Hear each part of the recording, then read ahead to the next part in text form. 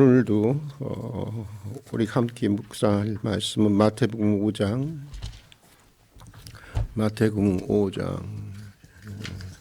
17절부터 20절까지의 말씀입니다. 마태복음 5장 17절부터 20절까지의 말씀. 앞으로 새벽 기도를 통해서 한번 산상수훈의 세계로 한번 첨벙 한번 빠져봤으면 좋겠습니다. 17절부터 20절까지 같이 읽겠습니다. 내가 율법이나 선지자를 폐하러 온 줄로 생각하지 말라. 폐하러 온 것이 아니요 완전하게 하려 함이라. 진실로 너희에게 이르노니 천지가 없어지기 전에는 율법의 1.1획도 결코 없어지지 아니하고 다 이루리라.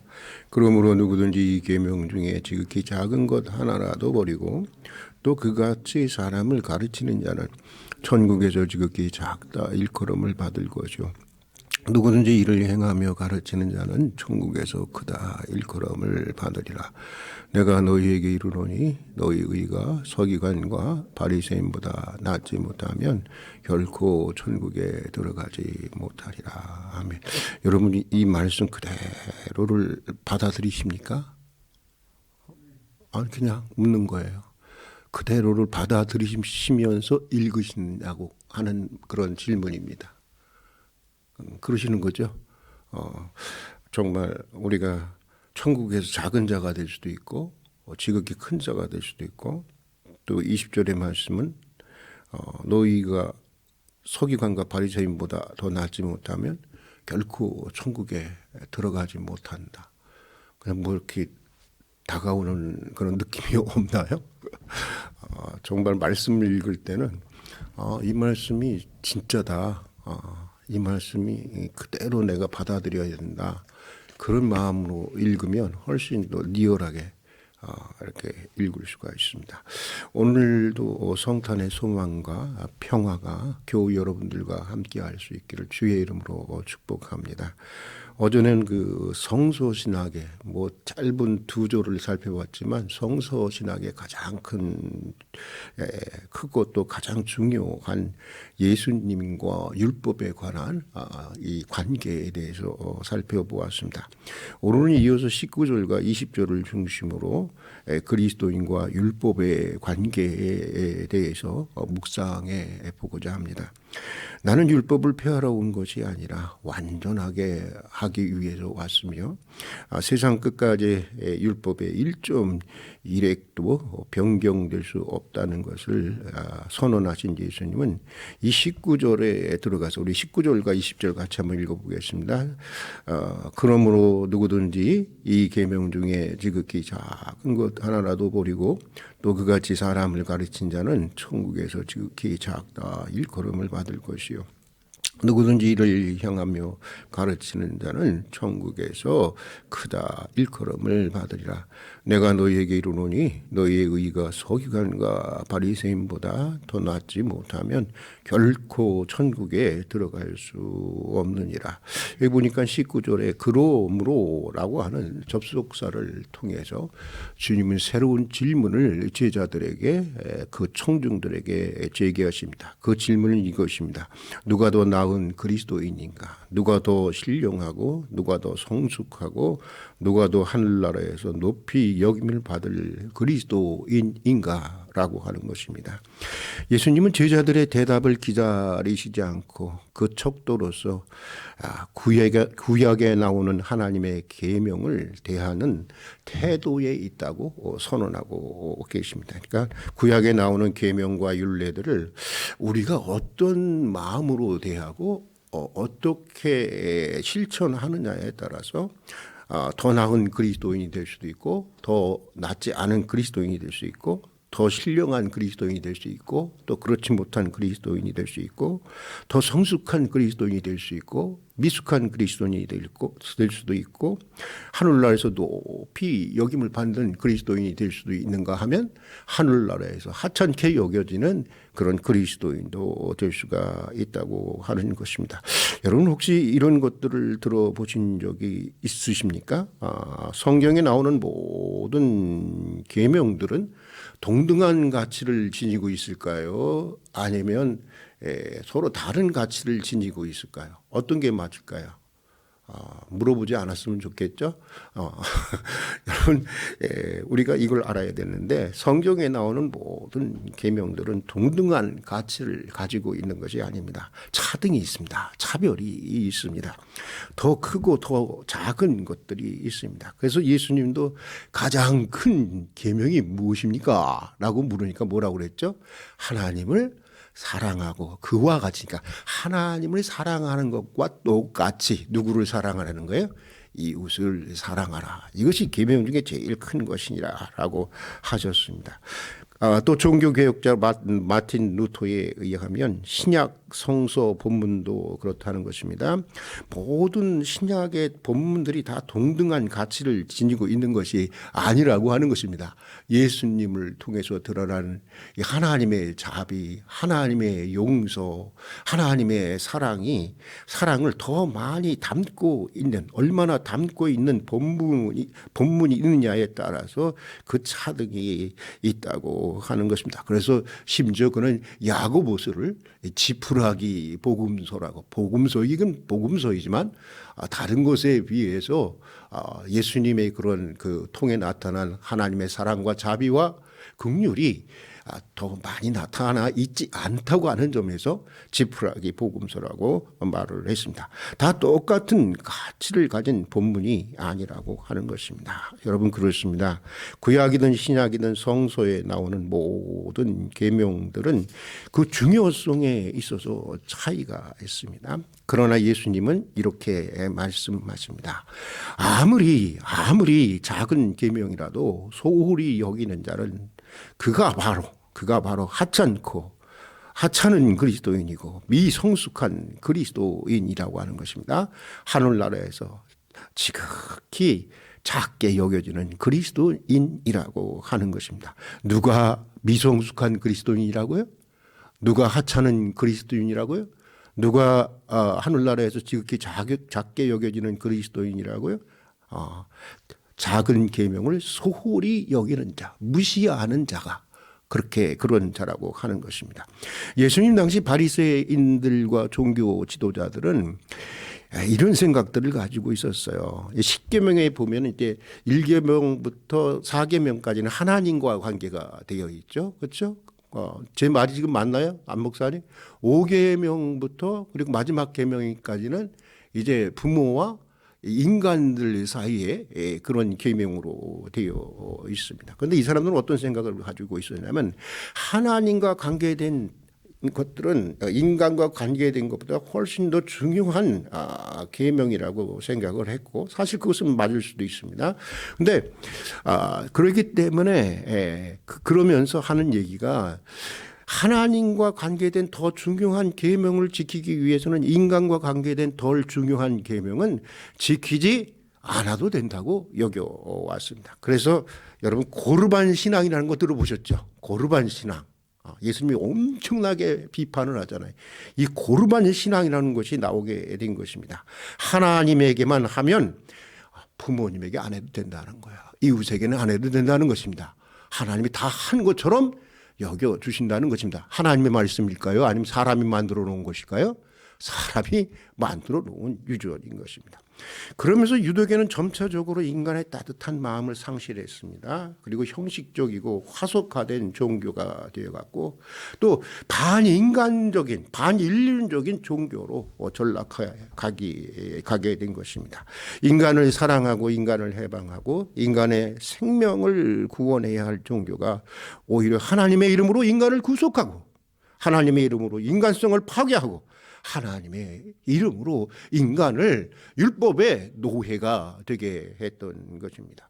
하나님은 구약의 선지자들을 통해서 유대계의 이런 변질에 대해서 그 모세오경은 이제 모세를 통해서 주신 하나님의 그 율법에 대해서 주로 얘기를 하고 있고, 선지서들은 어떻습니까? 계속해서 변질되어 가는 유대인들의 이 신앙에 대해서 강력한 경고를 퍼붓게 됩니다. 정말 이 하나님은 구약 선지자들을 통해서 유대계의 이런 변질에 대해서 얼마나 아파하시는 이 선지자를 통해서도 또 역사적인 경험을 통해서 아주 정말 너무나도 충분하게 넘치도록 보여주셨습니다. 순종이 제사보다 낫고 여호와의 말씀을 듣는 것이 무엇보다 낫다? 수장의 기름보다 낫다라고 하는 사무엘도 그렇지만 그 대표적인 선지자가 바로 미가입니다. 하나님은 미가 선지자를 통해서 이렇게 말씀하셨습니다. 내가 무엇을 가지고 여호와 앞에 나아가며 높으신 하나님께 경배할까? 내가 번제물로 일련된 송아지를 가지고 그 앞에 나아갈까? 여호와께서 천천의 숫양이나 만만의 강물 같은 기름을 기뻐하실까? 내 허물을 위하여 내 마다들을 내 영혼의 죄로 인하여 내 몸에 열매를 드릴까? 사람아 주께서 선한 것이 무엇임을 내게 보이셨으니 여호와께서 내게 구하는 것은 오직 따라서 합시다. 오직 정의를 행하며 인자를 사랑하며 겸손히 내 하나님과 동행하는 것이 아니냐. 공식적이지만 일상에서의 진실한 삶이 없는 그 천천의 이 숫약이 받쳐지고 만만의 강수 같은 재물의 기름들을 쏟아 부은다 하더라도 심지어 태의 열매 자식을 드린다고 바쳐도 소용이 없다라고 하는 것입니다. 선지자들에 이어서 예수님 역시 진실한 인간의 삶과 인간성을 상실한 이 고르반 신본주의, 바리새적인 신본주의의 반기를 들고 아주 이 왜곡되고 극단적인 신본주의의 반기를 두고 그 해체를 명령하신 것입니다. 너희가 박하와 11조를 드리고 일주일에 2번씩 금식을 하고 하루에 3번씩 예배와 기도를 하면서 하나님을 경외하고 예배한다고 난리굿을 쳐대지만 하나님은 다 지긋지긋하다는 것입니다. 화려한 성전에서 어마어마한 제물들이 바쳐지고 있지만 정작 인간 사이에 기본적으로 지켜져야 하는 정의와 자비와 신의는 너희가 하찮게 여기고 버려버렸다고 하는 것입니다. 먼저 예배를 드리기 전에 먼저 인간 관계 속에서 인과 의와 신을 찾으라고 주님은 말씀하고 있습니다. 그러면서 주님은 그를 따르는 제자들을 향해서도 너희 의가 바리새인들보다 낫지 않으면 결단코 천국에 들어갈 수 없노라고 아주 치명적인 경고를 하십니다. 그냥 천국에 들어갈 수 없다라고 하는 것이 아닙니다. 그 앞에 뭐가 나와 있죠? 결단코 천국에 들어갈 수 없다는 것입니다. 아마도 당시 예수님을 따랐던 청중들은 아주 크게 당황하고 놀랐을 것입니다. 도대체 어떻게 우리가 저렇게 열심히 하는 바리새인들보다 더 나은 의의를 가질 수 있는가? 불가능하다고 여겼을 것인지도 모르겠습니다. 지금 여러분들도 이거 곤란한데 아마 이런 생각을 갖고 계실런지도 모르겠습니다. 왜냐하면요, 우리는 믿음의 삶을 자꾸 종교적 물량주의로 계산하기 때문인 것입니다. 물량주의적인 사고가 있기 때문입니다. 예배를 몇 번 드리고 얼마나 헌금을 하고 얼마나 많은 종교적인 봉사를 하고 있는지가 우리 신앙의 척도가 되고 있기 때문인 것입니다. 그러나 여러분, 그렇지 않습니다. 우리 그리스도인이 적어도 바리새인들과 같은 이 고르반 신본주의만 없다면, 그저 세상의 눈물을 닦아주려는 주님의 마음과 기본적인 삶이 있다면 우리의 의는 바리새인과 비교할 수 없는 그런 더 나은 의가 되는 것입니다. 무엇보다 우리에게는 예수 그리스도의 대속을 통해서 덧 입혀주는 뭐가 있어요? 그리스도라고 하는 완벽한 의가 우리에게 주어지기 때문입니다. 여러분 믿습니까? 그래서 본 레포라고 하는 20세기 그 히틀러 때 순교자는 그런 얘기를 합니다. 그리스도의 의는 바리새인들의 의보다 낫다. 우리에게는 그리스도가 가진 의가 주어져 있다. 이런 얘기를 해요. 그래서 바리새인들보다 그리스도인들이 더 나은 의를 가지고 있다라고 하는 것입니다. 또 우리 그리스도인들의 의가 바리새인들의 의보다 나은 것은 바리새인들은요 무엇인가 보상을 얻기 위해서 하는 거예요. 그 신앙 구조가 그래요. 먼저 구원을 얻기 위해서 하는 거예요. 또 뭘 얻기 위해서일까요? 우리도 얻고 싶어하는 거 있잖아요. 세상에서의 물질적인 축복, 이걸 얻기 위해서 하는 거예요. 그러니까 이게 자발적인 순종이겠습니까? 타율적인 순종이겠습니까? 뭘 얻으려고 하니까 아무래도 자발적이면서 타율적인 게 많이 있었겠죠. 그러나 여러분, 우리 그리스도인은 이미 얻은 은총에 감사하며 자발적으로 드리는 순종인 것입니다. 여러분, 대가를 위해서 드리는 것이 아닙니다. 여러분, 혹시 대가를 위해서 드리고 있습니까? 아니죠. 이미 충분히 받았어요. 넘치도록 받았어요. 구원을 받았어요. 그리고 약속한 축복된 삶을 약속받았습니다. 이미 그것을 받았기 때문에 그냥 감사함으로 드리는 거예요. 대가를 기대하고 드리는 게 아닙니다. 대가를 기대하지 않아도 하나님이 주십니다. 그리고 더 나아가 우리 그리스도인의 의는 성령에 이끌리는 의이기 때문입니다. 구약의 선지자들은 메시아 시대에 받을 축복들 중 하나로 이 성령의 임재하심으로 주어지는 아주 깊고 깊은 내면적인 의에 대해서 말씀하셨습니다. 하나님은 예레미야 선지자를 통해서 이렇게 약속하셨습니다. 한번 같이 따라서 합시다. 내가 나의 법을 그들 속에 두며 그 마음에 기록하리라. 돌판에 이제 기록하는 것이 아니라 누구의 마음에 기록하겠다는 거예요? 네 마음판에 기록하겠다는 것입니다. 우리의 마음판에 기록하다는 것, 신비에 기록하겠다는 것입니다. 또 에스겔 선지자를 통해서는 이렇게 약속하셨습니다. 한번 따라서 합시다. 내 신을 너희 속에 두어 너희로 내 율례를 행하게 하리라. 내 무엇을 너희 속에 둔다? 율례가 아니죠. 내 무엇을 너희 속에 두어? 신. 꼬무시니 말고 하나님의 영을 너희 속에 두어 너희로 내 율례를, 계명을 행하게 한다고 하는 것입니다. 우리 그리스도인은 성령의 임재 속에서 바리새인들과는 비교할 수 없는 우리들의 삶이 아마 여러분들 느끼실 거예요. 점점 세월이 가면 갈수록 어떤 물량적이고 겉으로 보여지는 것보다는 우리의 내면 깊고 깊은 의의 삶으로 우리의 삶이 이끌려져 간다고 하는 것을 여러분도 느끼고 계실 것입니다. 그리고 그렇게 이끌려지는 삶 자체가 성령으로 거듭난 그리스도인이라는 것을 입증해 주는 것이고, 바리새인보다 더 나은 의를 가지고 천국에 들어갈 수 있는 그리스도인이라고 하는 것을 증명해 주는 것입니다. 여러분, 우리의 힘으로 할 수 있는 것이 아닙니다. 우리의 능으로 할 수 있는 것이 아닙니다. 성령의 능력으로, 오직 성령의 능력으로 바리새인들과 우리는 비교할 수 없는 그리스도인의 의의를 가지게 되는 것입니다.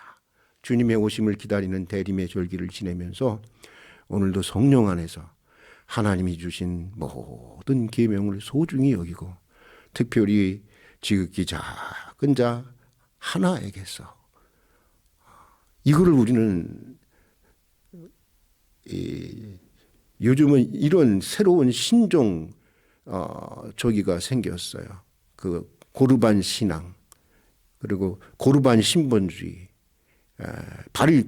바리새적 신본주의가 생겼어요. 이거 뭐 행여자나 좀 별 볼 일 없는 동진이나 이런 아이들을 소홀히 여기는, 그렇지 않습니까? 하찮게 여기는. 하나님이 언제 하찮게 여기랬어요? 소홀히 여기라고 했습니까? 지극히 작은 자 하나에게서 그리스도를 보고 그리스도로 섬기는 그런 믿음으로 살아가는 그런 한 날이 될 수 있기를 주님의 이름으로 축복합니다. 같이 기도하겠습니다. 어젯밤에도 주님의 날개 아래 품어주시고 오늘 다시 이런 새벽에 예배 자리로 불러주셔서 이렇게 주님과 더불어 한 날을 시작할 수 있게 해주신 것을 진심으로 감사드립니다. 저희를 위해 주신 주의 율례를 주야로 묵상하며 성령 안에서 항상 기쁨으로 순종하며 살아가게 해주시옵소서. 바리새인들보다 더 나은 그리스도인의 의로 천국을 소망하며 살아가는 대림의 절기가 되게 해 주시옵소서. 예수님 이름으로 기도드립니다. 아멘.